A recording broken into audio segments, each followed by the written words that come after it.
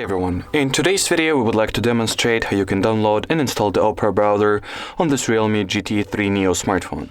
So first of all, you want to open up the Google Play Store. Here at the search bar, type in Opera. Once the needed app is found, just click on this green install button and wait for the app to get downloaded and installed respectively. Now let's go ahead and open it.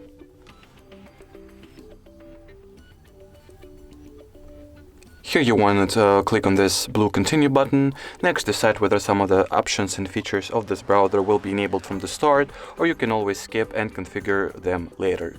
Me, personally, I'll enable ad blocking, enable checker blocking, and skip setting Opera as the default browser step. Now, at this page, you are also able to personalize and customize the permissions and accesses that you are going to give to Opera. Me, I'll just allow everything that it needs, basically. Alrighty, so that was it for this video. Thank you so much for watching, and bye-bye.